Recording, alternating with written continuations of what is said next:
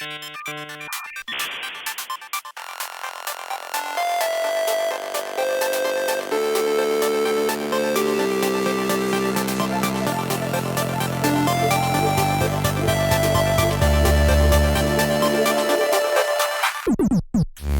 Erik. This week on Games You Deserve, we're talking about video game remakes. Plus, I'm Smitty. I'm going to get into what makes Special Reserve games tick. Plus, I'm Dan. Things get all shook up at the Game of the Week.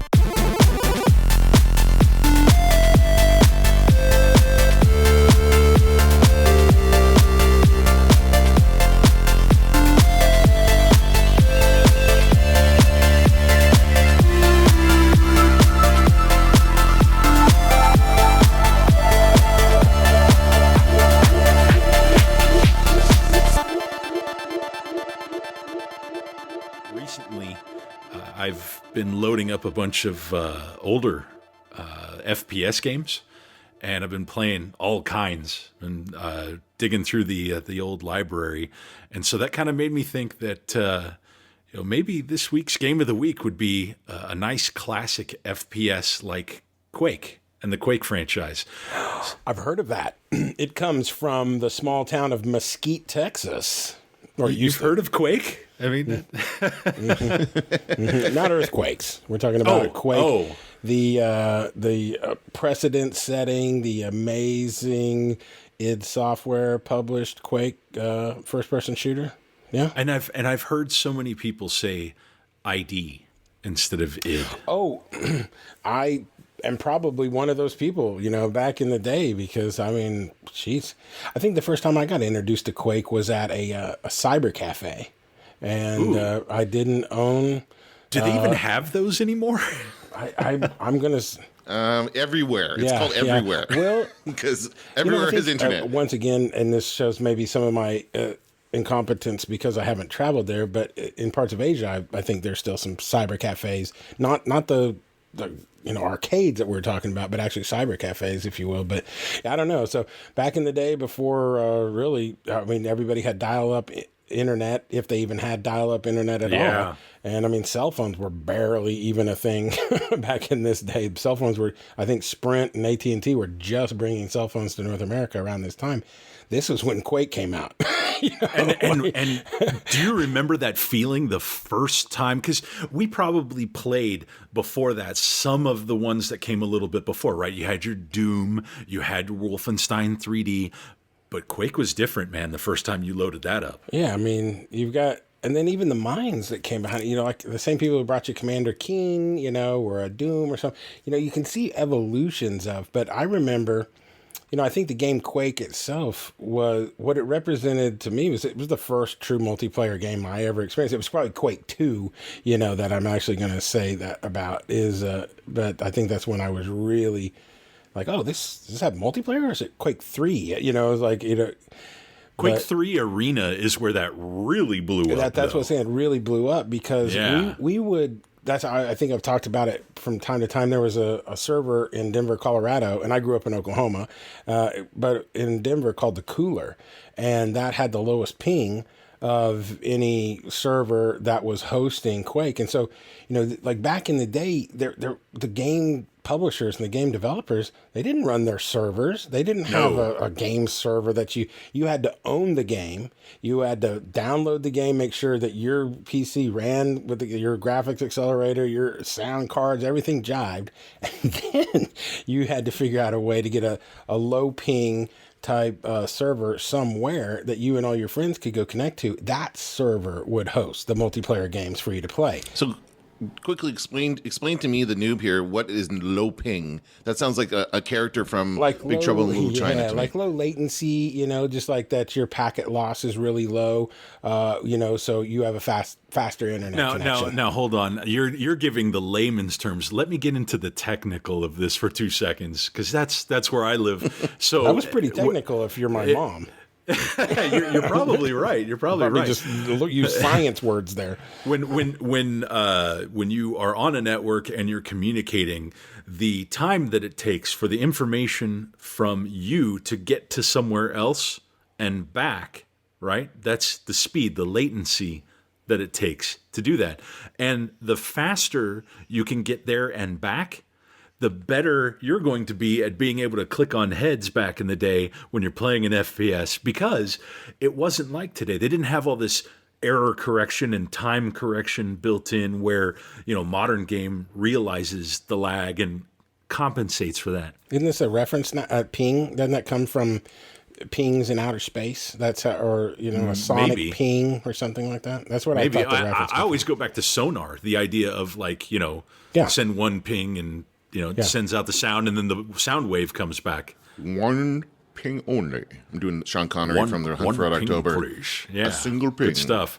So you get that whole latency idea, and back in the day, the lower that latency was, the more fun it would be, because you would definitely be clicking on people. Well, and it gave you an advantage back. There wasn't a leveling system, if you will. So if you had a super fast computer and you lived right next to the server, then you're probably going to kill people just a half second faster, because you're going to see them a half second before they see you. So That's the right. advantage is there for you. And so games like Quake, companies like id, people like, of course, these are all, a lot of them are great friends of mine, like Adrian Carmack, great guy, wonderful. John Carmack, I kind of knew a little bit, but he's, our children went to school together.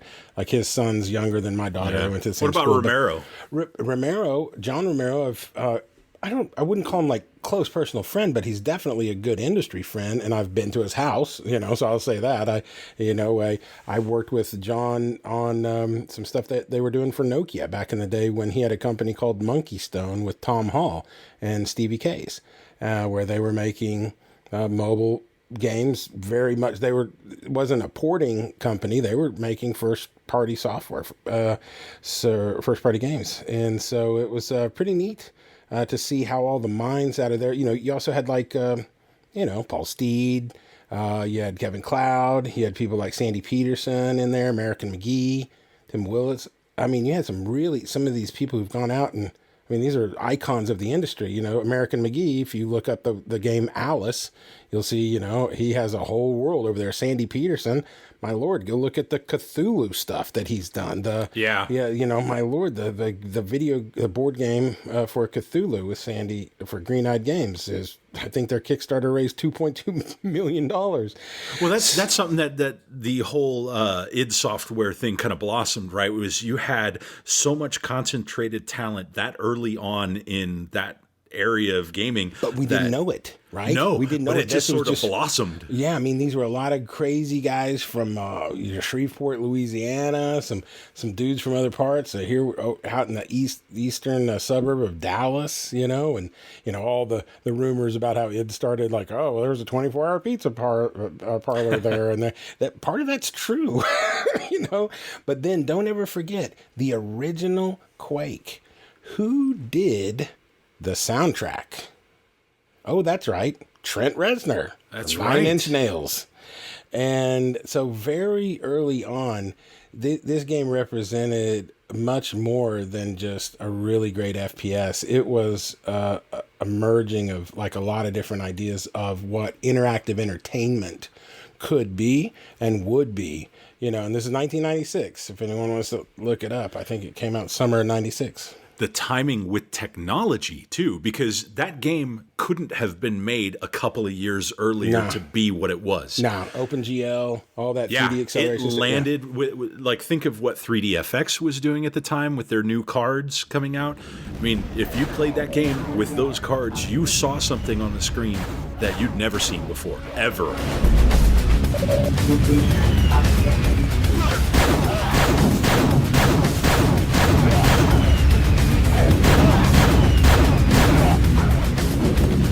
Well, the fun thing, the great part about being a part of this, here it goes back to me. I know you always love how I point out talking about me, but my dad hates me. So it's that my experience was, we were all figuring it out in the real time, because the hardware couldn't keep up with the software that we were making. And so John Carmack's game engine, the guy I worked for, Mark Randall, over at Terminal Reality, his game engine, these guys were literally cutting edge. They were using quaternion math formulas to do, cloth simulations, things that you just were like, what? I don't even know how to spell what you just said. And they were pushing the limits of all the hardware to such a degree. I would say every other week we had someone from some hardware company or Dell or AMD or someone like that in our house. The guys from Alienware, Frank, when he was starting Alienware before it was ever owned by Dell, hello. They all were saying, show us what you're doing, and we're going to try to make some hardware to help you do what you need it to. And so you had for probably still exists a lot to this day, but for a moment in time, that hardware had to progress so rapidly because of all this great software coming out, led by games like Quake, Quake 2, stuff like that. So yeah, the good news is all those hardware manufacturers were literally in the houses of each one of these developers, watching, listening, getting alpha code, getting beta code, and doing literally soldering stuff down in the lab and sending it by, FedEx. There's one of these cards ever exist. Tell us if it works. If it does, we'll go into a form of production. It wasn't just like that, but something like that, because it was happening so fast. So the cool thing, man, is video games really drove so much of what we've got in the way of HD video, high-speed data transfer over networks. It's not prawn that built the internet. It's multiplayer gaming, it really is. And so anyway, I get excited. And all that came right out here, Dallas, Texas, baby. Woo! And all that stuff it happened during just this bubble in time because computing had become, let's say, early mature. It wasn't quite what it is today, but it definitely had past its infancy. And so we had the capability to do things like display, finally, millions of colors on the screen and to actually turn polygons around on the screen and do things that prior to that mid-90s were far more difficult. And what the end result of that was when you had such creative minds, these folks that we're talking about coming together by, somewhat by luck, making that happened at that exact moment in time with the mentality they had and the passion they had for that creation spawned what we now know as the modern FPS, right? They wouldn't be around if it wasn't for these games. Well, no, not at all. And then anybody who loves id or Quake, is familiar with an annual thing. It happens here in Dallas called QuakeCon. Yep. And this used to be a BYOC, which means bring your own computer. And you used to have, well, you still do. They still have a big, huge BYOC. And people come in every single year, fly in from all over the world with a tower computer underneath their arm, their computer, their keyboard. And you play Quake against each other. And it is a death match, and it's winner take all. But back in the day, before all that was really a thing, we had the CPL, the Cyber Athlete Professional League, that was started to host tournaments, for capture the flag and stuff like that for Quake, and that were Quake 2. And so, that was about 1997, 1998, right around there. And so that was still where we didn't have very fast internet even. So a lot of these were LAN-based competitions. These weren't sit at home and play on your own computer. You had to physically come, and then they had a LAN, they had a fast connection all of a sudden. Yeah, you remember when you first got your first 100 meg card for the network? Holy crap. When you had 100, and then I had an IT guy who wouldn't limit me. He wouldn't put me on the 10-100, he'd be like, yeah, you can, but yeah, the one, if you ever could get full speed at the office where we had like a T3, I think at the time. Oh my God, it was amazing. Yeah. Jeez. But yeah, so there was this whole thing with the evolution of not just first-person shooters, but first-person shooters as a community building tool, if you will, it does bring people together, even though we're killing each other. Yeah, but it's so much fun, man, because you'd have those, somewhat instant respawns somewhere else on the map, and you'd go out and do it again, depending on how you had that set up. Asshole like me knew where those spawn points were, and then you spawn camp on them. Are you a spawn camper? You're a filthy spawn camper, aren't you? That wasn't me. But if you hear a railgun, It's probably me. No, I was always a fan of the rocket launcher, to be honest. Absolutely. And then the jump, don't you remember? Oh my gosh, that was so much fun. To master that jump with the rocket launcher, that was great. Like, if you could do that, you were one of the best Quake players out there. It was so fun. But who would have ever thought the industry that got launched out of that? Because I think if id and I wasn't at id, I could call Mike Wilson and ask him, back he was doing marketing for these games, but inside of id, after he left a little company called Dwango. So if anybody ever wants to go way back, go look at Dwango, Dwango, and I'll show you the beginning of a lot of what we're talking about here. But community building through multiplayer gaming is an industry that built itself, right? And I think that's the greatest thing about Quake is it allows you to refine your skills. I think we referred to this in previous conversations, and we can talk about it again later with sports being canceled, like, NBA, NFL, WNBA, stuff like that. You can absolutely hone your skills by practice in a first-person shooter more than you can in any other competitive sport, necessarily, figuratively speaking. So it was just really neat to see that a game like this spawned an entire new industry, Yeah. I mean, not by itself, but it was a heavy contributor. And think of what came out of all of that from a gaming evolution. So if you like these games and you play FPS games, look at all the highlights that have come afterwards, and you think of like Halo, right? Halo's a massive franchise. Wouldn't exist if it wasn't for this. Call of Duty, which I know you're a big fan of, wouldn't exist if it wasn't for this. And how many countless others spawned because of the capability and the early games like Quake, like Doom, that type of thing. And I have a point. I mean, the answer is 732. If you ask how many, I'm just kidding. I don't know. That seems very exact. I don't know how you got to that. Well, it's leap year. So the thing that to answer part of your question though, a lot of them looked similar because they used the Quake engine to build their entire game around. Because once someone like id, that's where id made their true money, was engine licensing. And so you go look at somewhere like Fortnite, well, that's Epic. And they have a little game engine called Unreal that actually runs, and you can, also an amazing engine, by the way. Incredible engine. See, so many games based on that engine. It's unreal how many of them. Yeah. After firing the nail gun, your opponent will hear the scream of galvanized steel, splitting the air at tremendous velocity. When you hear him suck his last breath, it is safe to stop firing. Introducing Quake for the N64, now with a 2-player deathmatch.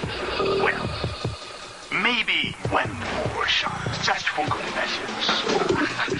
The thing about the Quake engine was they had perfected something that as soon as it was perfected, the way of how many textures could be displayed on the screen, whatever, how fast your frame rates were, your connection, all of these little things, and I'm using like 5,000 foot view kind of words here, but when you're just putting all that stuff together into a video game that out of the box for X amount of dollars, you've got this whole new experience of multiplayer gaming. Being able to accomplish that frees you to, if you have that engine, you can just start designing the most amazing game around that engine. You no longer have to worry about how are people going to multiplayer, be doing deathmatch, how many pixels can I have on the screen, how many faces can the texture, how many textures can we have, a lot of that's already decided for you.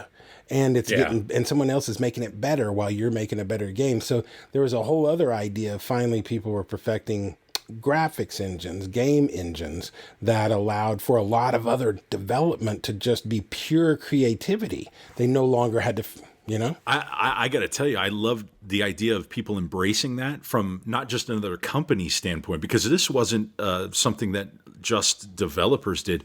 There's an entire community built on modding those types of games. Amen. Ritual entertainment. Yeah. Boom. You're going to get into an entirely different subset of games, and some of these they're famous on their own. They became their own product and grew into something of their own franchise. Then because they modded they had a great Quake mod and that sold well, then they were able to finance a first party game that they were able to get financed by a publisher or something, and they actually became another company. Look at how many companies formed just by people leaving id Software. Yeah. I mean, I could probably 732. At one point, I'm going to say yeah, because in the late 90s, it really was the wild, wild west for video game publishing. Developers, they would actively steal, like people that you would have people from GT Interactive, who was the publisher for Quake, that would go right and meet with, say, John Carmack, and this is all hypothetical makeup stuff here, but say they go meet with him. Then they have already sent emails to 5 other guys at that company saying, hey, I'm in town. Meet me at this restaurant tonight at 7. It'd be good to hang out with you. And then they just look at him and say, yeah, have you ever thought about leaving? We could, start a new company, and we've got this property that we like. Man, that happened all day long. So you saw great companies who had developed something amazing quickly become 10 or 12 companies, and then bam, you had 100 companies, and then all of a sudden you had 10 companies again. You know what I'm saying? It didn't last long, but man, you watched the Sharks come into Dallas, Texas, at least, and we had Ensemble Studios, Age of Empires, Terminal Reality. We were both Microsoft developers.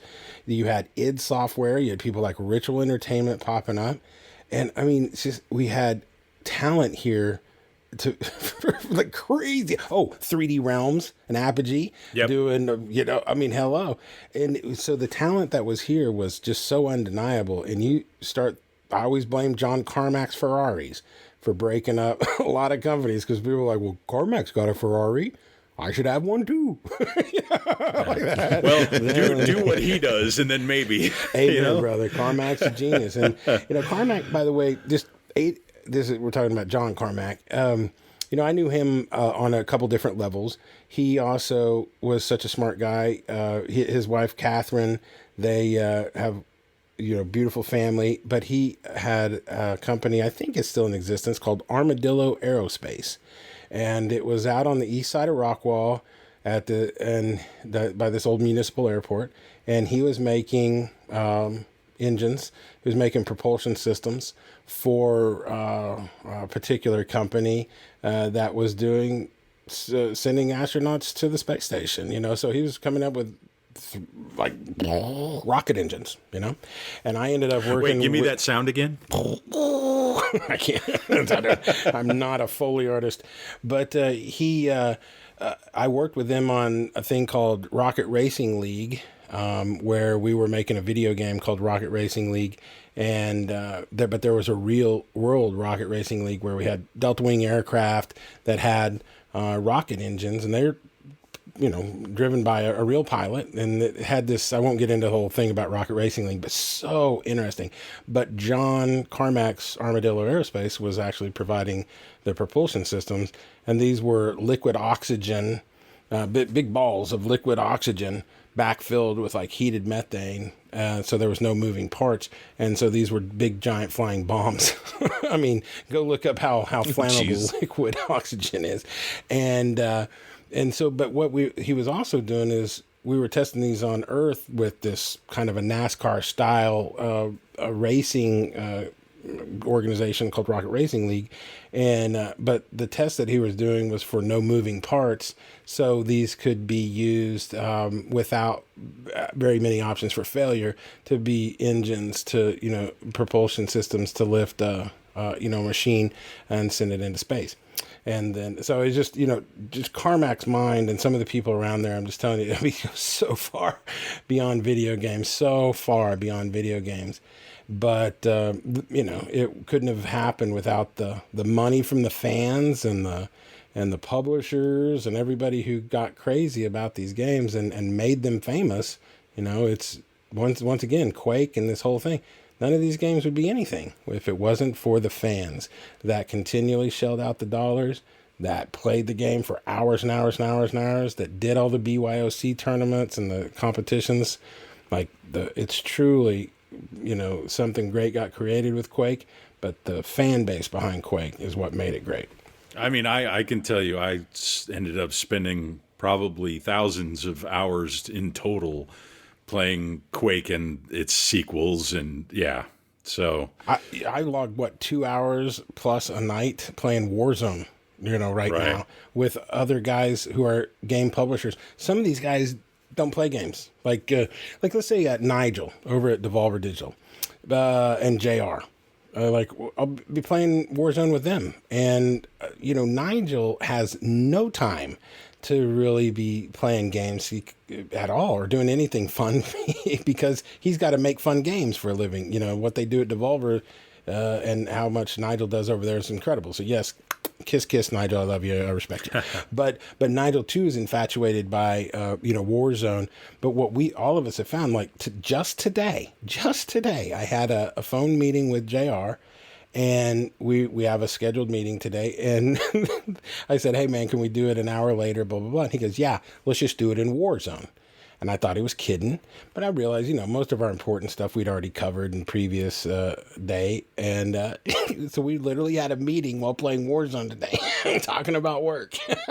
So once again, it's just one of those things that, multiplayer gaming, you can make them anything you want.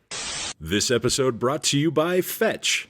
Give the gift of play. Fetch is a game for dogs. What is it? It's a ball. Fun, safe, slightly minty taste. Do you know that personally? Have you checked that out and tested that? Yeah, the ball does have a minty smell.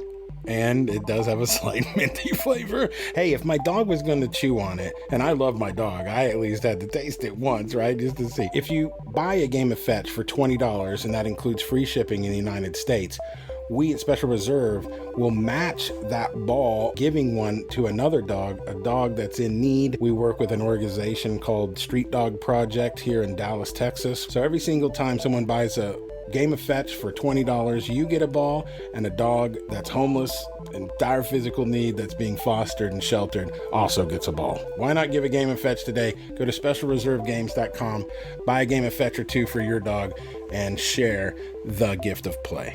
And you're right, this is minty.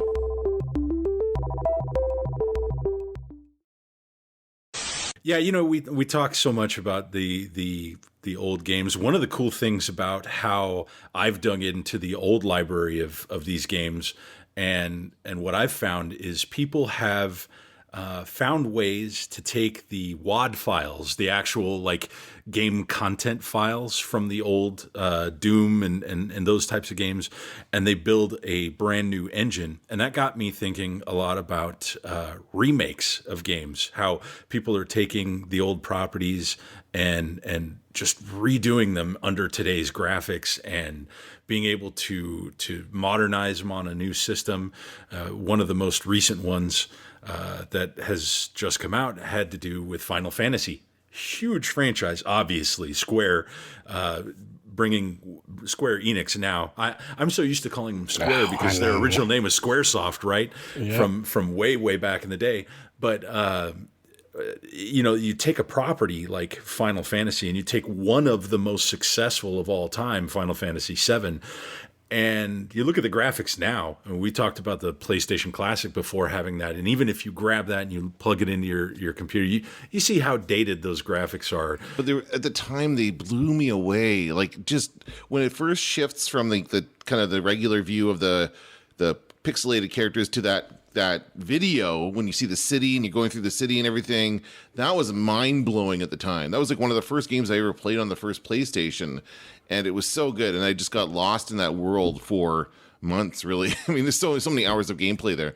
Well, cinematics became a whole new thing. Developers started hiring people that would specialized in just cinematics. They didn't do anything else on the game. They didn't do any art in the game. They were just the cinematics guys. It's all about the cutscenes, the different storytelling elements to happen between the levels or whatever. The game company hired writers for these things, and you didn't have writers back in the day. No, I mean you've seen Hollywood try try to come in on multiple occasions. One of our titles, we did Max Payne, and Max Payne was actually sold off to movie studio and had become a movie. And who was in that again?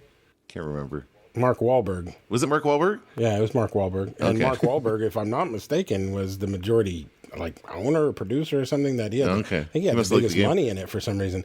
But, the game took 5 years to come out, by the way, and it had a lot of technological advances and whatnot. But the storyline, and then the way that it had this kind of film noir type, element to it, and the way that they used this cartoon graphical presentation in the marketing. So it had a really big aesthetic that but Hollywood's never been able to take a video game really and make it better. They could only rip off how cool the game was and try to make it a cool movie. I have never seen Hollywood take a video game franchise and make it better. No, but you can certainly see how video game companies are looking back on these older properties and saying, how can we take that classic and make that better? How can we do it as a video game? And that's essentially what Final Fantasy VII's remake is trying to do. They've completely overhauled the visuals in now real 3D graphics instead of this kind of pseudo 3D where they had painted backgrounds and whatnot. They're doing everything in 3D, and you're getting deeper into the story. But you're talking about these elements, these things that existed in a game like that when they started to do cinematics and started to have writers and started to have all these story artists that would come in. I think that gave an opportunity for a classic like that to be kind of ingrained into gaming society. And then now you go back and you say, oh, well, why wouldn't we remake that? It did so well back then. Imagine what we could make it look like now. Well, to any of those people wanting to make a new game, you just let me know. Give us a call. My email is Saul Goodman at... Yeah. But remakes aren't new.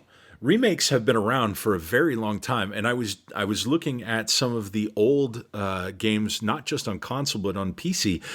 There was a lot of remakes when VGA graphics started happening. You would see a lot of the older games that came out in CGA and EGA get a complete overhaul for VGA, and they would just redo the entire game in VGA because now you could actually have higher color counts and more pixels on the screen, higher resolution.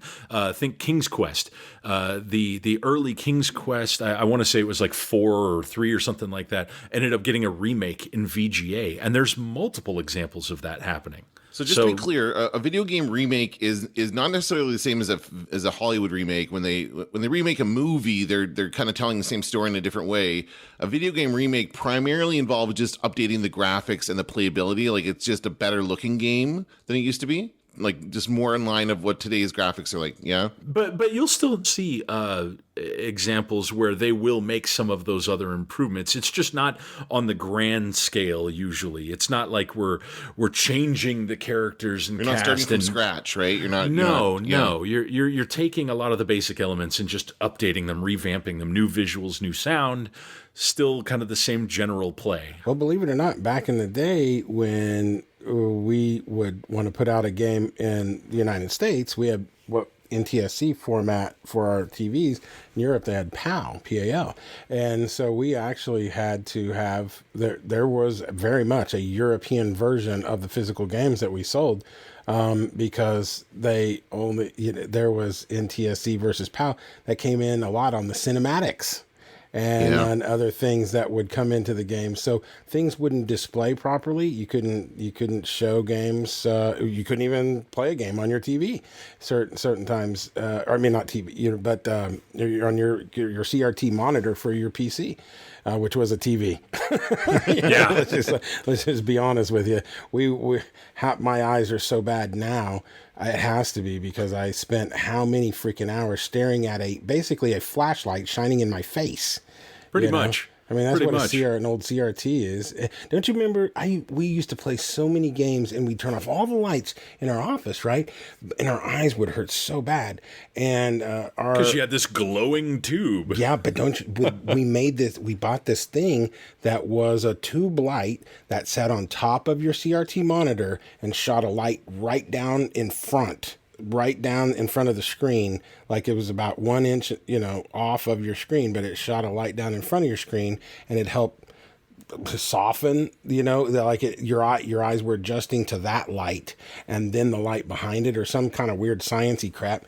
And so all of us started buying these little lights, shine down in front of our monitors, so our monitors didn't hurt our face so much, because we were playing Quake in the complete darkness. And for hours and hours and hours at a time. Yeah, but yeah, there's a lot of different reasons for remakes, and you always hear, you see movies remade different ways because they can do more cinematics.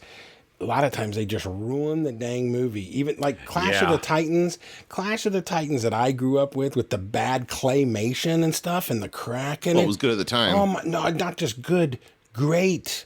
And when those spiders, you remember with those crazy I can't remember who it was when they poked Medusa's head and blood dripped out and like giant scorpions came up out of the and started battling Perseus and whatnot.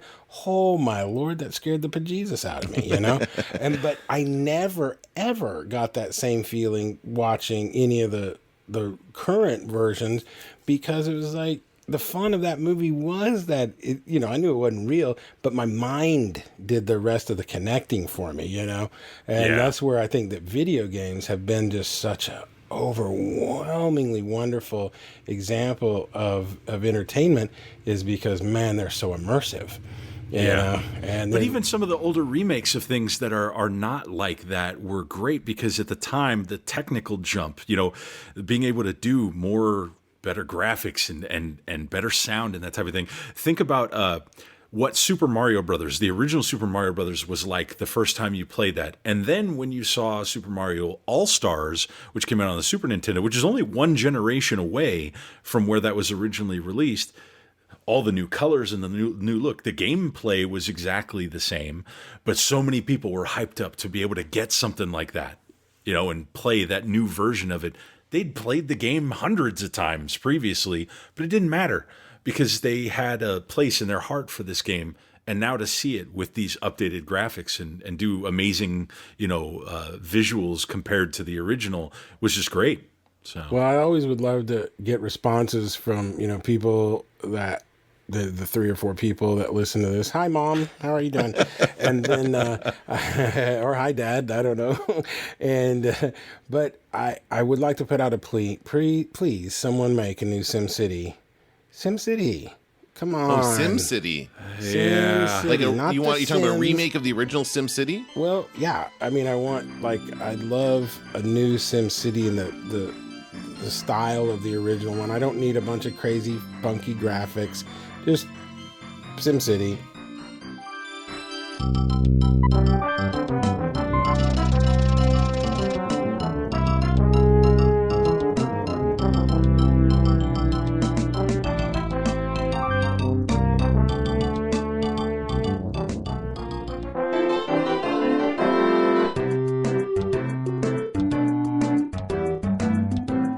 There was SimCity 2000. That was it. That's it. That's the last 2000, 3000. They had, all the offshoots: Sim Earth, Sim Ant, The Sims. But once again, not the same. No, it's just there was just something. I think the first couple about their first SimCity 2000. Yeah, those were a great sweet spot for that.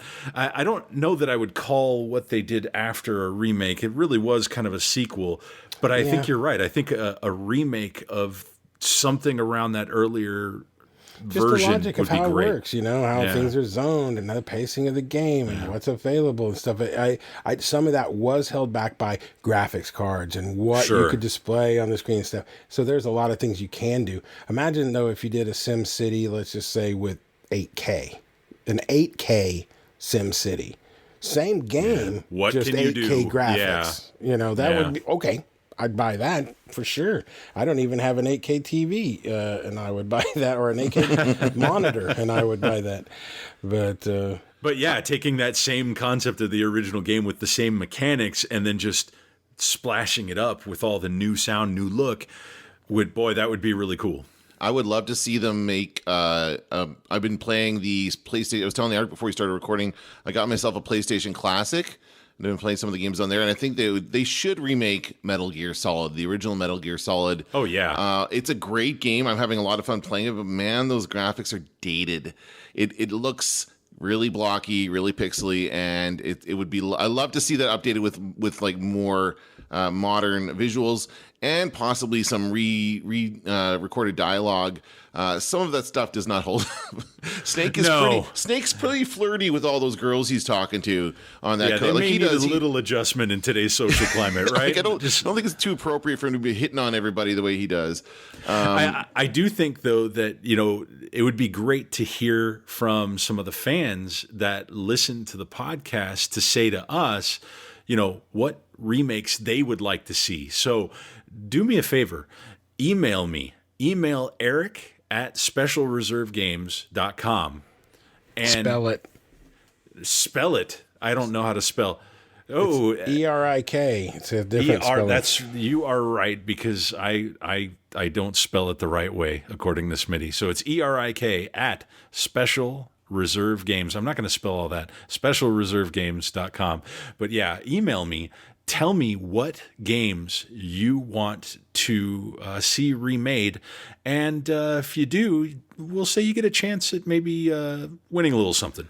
Can I put one more thing out there? We also have the ability to take voicemail through this Anchor, through the platform that we're podcasting on. So if you look at the show notes, at the very bottom of the show notes, there's a little link that allows you to record a voice message for us. So you can go ahead and do that just on your phone or wherever you're listening to the podcast, and that we can actually incorporate those into the podcast later on. Yeah, we might actually play your voicemail back here. But I think if people reach out and kind of tell us what they want to see remade, maybe we'll enter you into a little contest here. Smitty, what do you think? No. Okay. That sounds fun. Well, the what are we giving away? Yeah, we have all kinds of things. We have sometimes physical goodies because of Special Reserve Games, or we have some digital codes, or or maybe we could just get Erik to record your voicemail for your cell phone with his rich, deep, beautiful voice. You have reached the voicemail of producer Dan. He's not available right now, so please leave a message at the tone. Oh, well, I know that I can use that now for my voicemail. Thank you. I know. You're welcome. Well, here, I'll do one for you. Hey, I'm sorry, you've reached... Bing, bing, bong, bong. And he's not available. Please leave a message. See, that's how it Yeah, remakes are so much fun, and I love looking back at some of the classic ones that I've played, and really I get interested every time I see somebody announce one, like what they're deciding to redo. Sometimes you kind of go, oh, you're remaking that, really? but I guess there's an audience. And especially if you get anybody from the original development team or the script writing team, there's nothing like character development visually, and then from storylines, and that's just going back to Quake. Adrian Carmack, his pencil that drew hell in Doom. Anytime a lot of real fans would see a character, concept art or in-game art, they'd be like, Carmack. They'd know exactly it was Adrian Carmack. So there's just no way of recreating that. He's a standalone artist, and his pen draws like nobody else. So would you try to make, Quake 3? By the way, I saw a funny picture of Romero being forced, quote unquote, forced to sign a copy of Quake 3, which of course he was not involved with. I saw this. And he signed it, right? He said, I did not make this, John Romero. Yeah. What a wonderful idea to be able to take that and just think of that on the spot. Hey, I'll tell you, just to go way off the side, but there's a friend of mine here in Dallas named Jeff, and he still does this, but I'm not quite sure how extensively he does it now. But for quite a while, he had albums of all kinds of people, and when he would meet other famous people, he was a concert promoter, and he worked in the music business a lot. He was an artist himself, but he would get what is he would have like Donnie, what's his name, the sister Donnie Osmond. Donnie Osmond, sorry. He said Jeff would get Donnie Osmond to sign NWA Straight Outta Compton, and so like he would carry these vinyl records around, and he would do it specifically. He had a thing, like he would get so and so to sign that album. So he has a whole collection of vinyl albums signed by other famous people who are very contrasty to the actual artist. With nothing to do with the original production? No. That's funny. Not at all. That's great. It was just one of those little, so in and of itself, he was creating art. You know what I'm saying? Yeah. So anyway, I don't know why I brought that up, but it was just kind of, that's great. Yeah, it was just kind of one of those strange things. Like when you just, individual artists, the video games launched, their art is preserved, all the time in a digital format forever and ever. It never fades. The colors are the same, but with 8K, 4K, they just look better, right? So that's right. If you think your game can be remade to look better, great. But if you're you can rarely go back and capture the magic and the excitement that was, around your game when it came out the first time, just because it's a moment in time. We're talking about Quake. It's 1996. I think about what else I was doing while I was playing Quake. I worked here, I worked there. I dated this person. I was broke. Whatever. Like it brings back all kinds of memories. So I think it's fun, just like a good record or a good movie, a great game. I agree. I think there's just some magic behind that, and you're right. Trying to recapture that moment in time is going to be extremely difficult. People were very excited about Final Fantasy Remake. Like I saw people playing it and posting screenshots and videos of them playing it. So a lot of people are feeling very, very nostalgic for that game and are playing the new version of it now just to kind of take a trip back. Yeah, and it seems to be received really well, which is great. Good for Square Enix, to be able to put something out like that. Absolutely. Look, I'm involved in things. Dangerous things.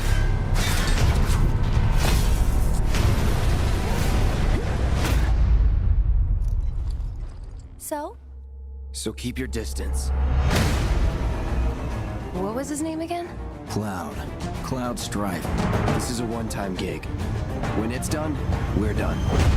Come on, nobody do something this crazy just for money. You gonna stand there and pretend you can't hear the planet crying out in pain? I know you can!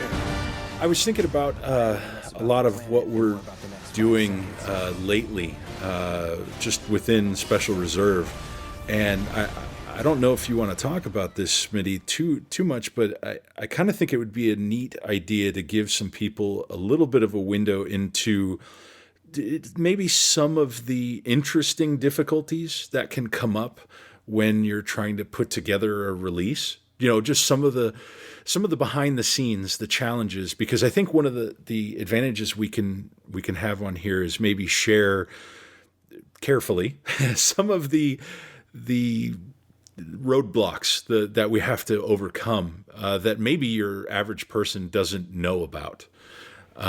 No sleep. No, boy, is that true. Let's just go with no sleep. Well, my biggest hurdle in publishing physical games nowadays is trying to honor the game, in a physical form and doing it correct, because a digital game can get uploaded and updated in a second, nowadays. And that also goes with the code. And so as far as needing patches or if there's any DLC, like additional content. And so, my initial hurdles are picking a game that we can make physically for a variety of technological reasons or just interest level.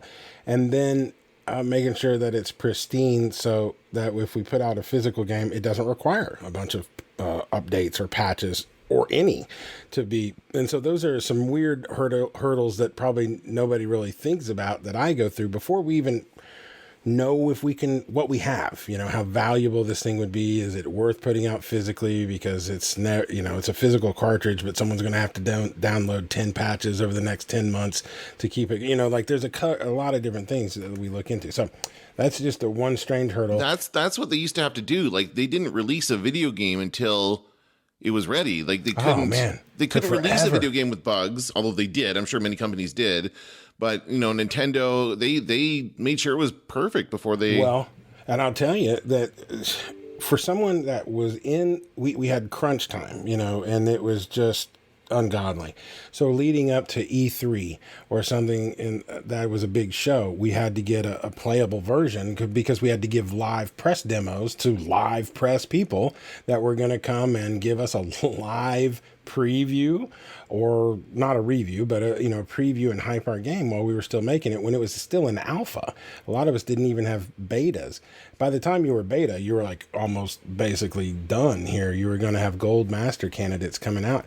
So we used to burn those to CD or DVD, mail them off and get and then they would do bug testing up at Microsoft or whatever, and then tell us what we did wrong.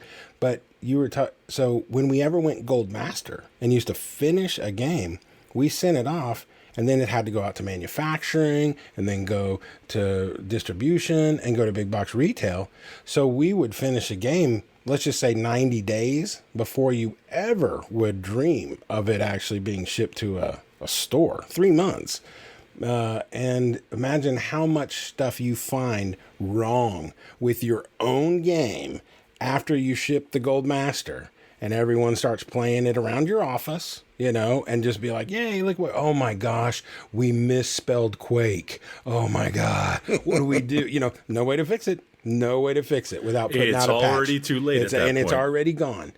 But that's the beauty of where we're at now, right? We don't have to get that far out anymore. Not me. On our physical game, like if I know. So just if anyone cares to know, if you had a digital game, let's say like Hotline Miami Collection, Hotline Miami Collection is available right now on the eShop for Nintendo. You can download it right now. It's amazing. But for me to actually get it to load from a cartridge, it actually has to go through a whole new round of testing, quality assurance testing, and it usually requires a porting house. And so it's same game, different file type, if you will. It's got a little transport device that gets it off that cartridge into your little device. So it's no longer just a digital download. So we have to create an installer, if you will, or make it. And then the games have to load in a certain amount of time, or your code is bad and Nintendo or Sony or anybody would reject it. So if you can't make your game load within a certain number of seconds or milliseconds even from a cartridge, that's one of the biggest things that Nintendo will come back and say, no, sorry, your game's great. It plays completely well on the platform, but you can't get it to install fast enough. And that's essentially putting you back at square one kind of thing. So you have to go back to the beginning. Yeah, little teeny tiny things that stop the whole train in its tracks. Yeah. And so and none of that is even considering some of the stuff you have to do after you've got approvals. Actually, that's the easy part. Yeah, you know what I'm saying? Like, that's the easy part, man. Well, and I don't want to go too far into it, but we could probably spend a half an hour on getting approval from a ratings board. Whoa, well, like ESRB, that's usually a 10-day minimum turn just to even get a rating back. But haven't these games already been rated? No. That's an interesting thing when you have an electronic release versus when you have a physical release. Now we have to start the process over. Really? Oh, it's weird. And I mean, you can, I think, go all the way back to the origins of PMRC, and how they used to rate albums. All this was done for retailers, physical retailers. Mm-hmm. So when I first started Special Reserve Games, we did not have to put any kind of rating, and in America it's the ESRB, and so I don't even remember the anagram what it stands for, but Electronic Entertainment Software Rating Board, something like that. Yeah, that's right. Anyway, ESRB, and excuse me. So we didn't have to put ESRB ratings or any kind of legalese on our boxes at all because we were direct to consumer, and so we were doing several things. We were doing an age verification, and you have to verify your identity because you're purchasing it online. You're paying with a credit card or PayPal. So at 1 point or 2 points, we were making people verify, yes, I am who I say I am, and you had to be over 18 to buy it. So we were already doing if it was a mature game. But so there was a lot of, that's what the ESRB was set in place. It was to protect the virgin eyes of young children, who wandered into a store and, had $60 and was going to buy a game and take it home and play it without their parents knowing. I guess that's Mommy, there's a ray gun on the cover. As a former Blockbuster employee, we used to abide by these ratings at Blockbuster, same as we would for movie ratings. Sure, you had to. But the parents would come in with the kids. The parents would be there, and they'd be renting like Grand Theft Auto or something. Remember, what was the game where you manhunt or something? Because they didn't know. The parents didn't know. They didn't know. And I'm like, are you sure they can play this game? And the parents like, oh, yeah, sure, whatever. It's mature rated. Like, whatever. It's got gore. It's got, swearing. It's got all these things. Yep. Like, they had no idea that these games, that it's a video game. How could it be like this? Do you remember there is a rating that was 17 plus? And that they tried out, I think, for a while, and then they went A. That still exists. Yeah. No, that still exists. Yeah. AO. Yeah, AO, adults only. Yeah. But people don't know what it means, and that's the craziest thing is the Motion Picture Rating Association, or something like that. MPAA. Yeah. So they the PG-13, in all honesty, that's exactly how they should have rated the games, because nobody knows what the difference between T for T and M mature is. And then AO, what is that? Okay, that sounds A-okay, I guess. Let's right. Yeah, you ain't kidding. You ain't kidding. I mean, the whole idea behind having to even go through that process, though, means that even after you've got a bunch of other things done, you've got to pass it through this separate entity, completely different from the company the platform that you're putting it out on. That has nothing to do with Sony. That has nothing to do with Nintendo. It's a totally separate board that has to give its stamp of approval. And they can shut you down. And they stop it all in their tracks. And they also will alter my artwork that I can do on my packaging.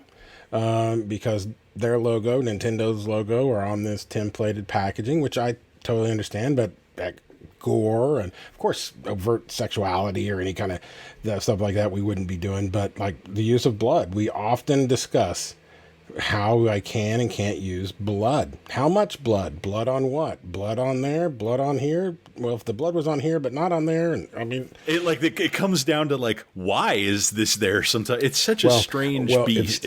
So there's a very significant process into rating these games, and so I mean, just this isn't telling any industry secrets here. When you get a game rated, you have to take the script, what we call the localization kit or the lock kit.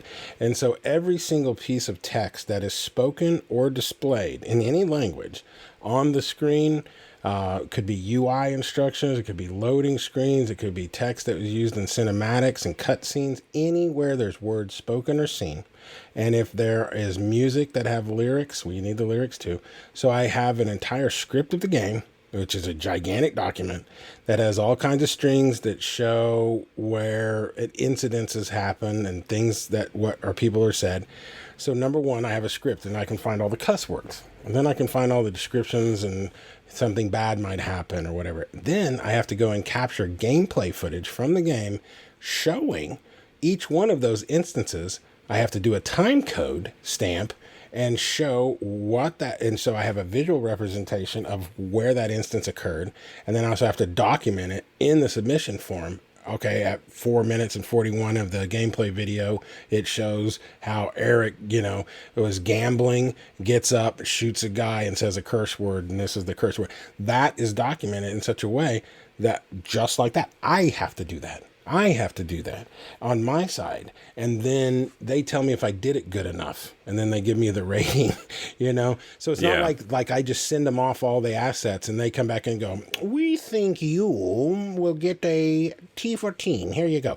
I have to do all the hard work and submit it to them. And then, trust me, they have machines they have robotic machines that will find all the things you didn't. And this is all in the name of protecting people from being exposed to content that they don't want to see or shouldn't see or, need to be said. I get it. But for the most part, we're not sneaking in like child molester videos in here or something like that. We're just talking about blood on the screen. It's so I understand we're doing a good thing, by trying. But come on, man. I'm telling you. I love the guys at the ESRB, but there are hard rules to live under when you're making a game about a creature that eats people's heads. You know what I'm saying? Like, it's a really strange, hard balance. Well, and honestly, with some of the games that we have, it's pretty obvious what's happening on the screen, so you can explain that. But then now think about, how do I explain to the ESRB why Mario is jumping on a turtle and what happens to the turtle when he dies and all that? You start to get into the really odd stuff, and you have to explain these things. So the interesting thing to me, when Smitty and I have talked about the ESRB and the process and some of the setbacks that you can have, that maybe your just average game fan isn't aware of, is just some of that legalese, some of that minutia that they'll drill into, and you got to turn around and go back and make revisions to what you've submitted, and hope that that you can resubmit it in this new form, and that's not going to get struck down again. The whole thing about it is there's so many obstacles. Going back to, I think, how you were setting it up, how many hurdles are in the way or obstacles are in the way. There's a lot. And you can find all that you want to make sure that you don't accomplish anything, or you had to compromise your vision and all that, or you don't. And if you really care about what you're doing and you really care about the end product and what you're going to put out and sell to people for money, then if you can figure out a way to make your vision still come through, for the product you want to create, and offer to the fans to preserve this digital art and honor this product and honor the fans, then, that's where I can say that's my job, to do the hard work, to navigate all the minutia, to navigate all the weird legal crap, and still bring a highly creative, wonderful product to manufacturing. And it's like, ooh, woo, let me toot my own horn. But I'm not trying to do that as much as just saying you have to have a couple of people who are willing to navigate all this and maintain the creative vision of these different games or whatever to really do it right, So you see a lot of compromises are made in the digital world. Digital downloads have great value, but man, turn the electricity off, being all of a sudden your store's closed. You know what I'm saying? You're not selling games. But physical games, there they are. They live. They're on your shelf. They're just like a great book. Until you throw them out, you own them. And there's just something wonderful and comforting about that as a human being. This to have a digital form of entertainment that requires a console, a TV, a computer, or whatever to actually enjoy and play, but owning it physically, possessing it on your shelf, those kinds of things are just part of they give you comfort, it's a fun feeling, it's beautiful art, it's collector, it's whatever. So I think that's the reason that all these weird obstacles aren't really obstacles to me. I just consider it part of the job, and I always say I could be digging ditches for a living. I'm glad I'm not. Pretty. I have done dug many ditches. I've done a lot of roofing. I've pulled a lot of nails out of 2x4s. I don't like that. I like sitting inside making really cool video games. So none of these are obstacles. I can't use any of them as excuses. They're all just creative challenges. But I think that's just it, is that when you end up with a company that is dedicated, like you are, like we are, to putting something like that in the hands of a fan that at the same time honors what the developers, the original developers of that game did. And you see the end result. You see the love that's put into this.